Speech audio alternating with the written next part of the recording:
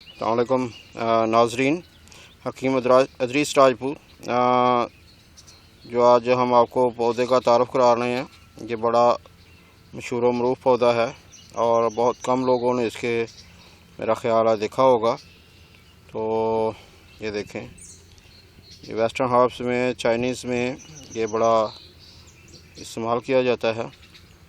जैसे देसी जड़ी बूटियों में ब्रह्मी का नाम है, ये उससे भी बढ़ के पौधा है। इसका नाम जिंको बायलूबा है। ये देखें, इसके पत्ते की ख़ास निशानी ये है, इस तरह के इसके हैं। ये देखें, ये दो तरह का होता है, नर और मादा। ये जो आपको दिखाया जा रहा है ये नर है, और इसकी जो निशानी है नर होने की, ये देखें, ये पत्ते दोनों के सेम ही होते हैं, एक जैसे होते हैं। ये देखें, लेकिन नर को जो है, ये देखें, दो सीड लगते हैं इसमें। एक सीड ये है, ये देखें, एक इसका सिंगल है, और ये एक नीचे जड़वा लगा हुआ है इसका फल जो है। ये देखें, ये मैं एक छोटा सा उसका तोड़ के आपको दिखा रहा हूँ।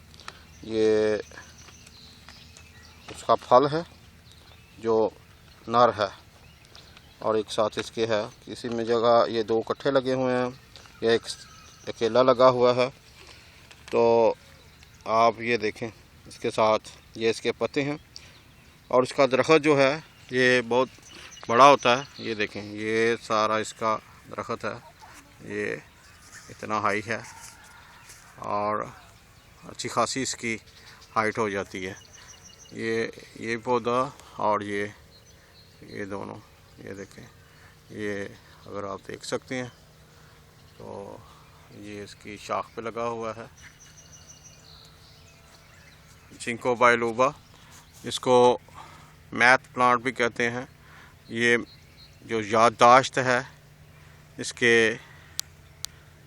अगर कम हो गई हो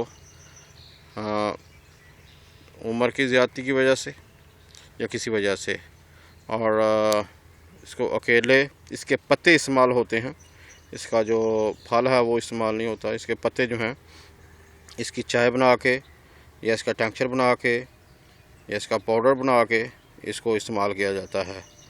और देखा गया है कि बहुत ज़्यादा जल्दी इसके जो असरात वो ज़ाहिर होते हैं, और याददाश्त जो है वो रिस्टोर हो जाती है, वो वापस आ जाती है। ये इसका नाम जो है जिंको बायलूबा, चाइनीज़ और वेस्टर्न हर्ब्स में इस्तेमाल होता है।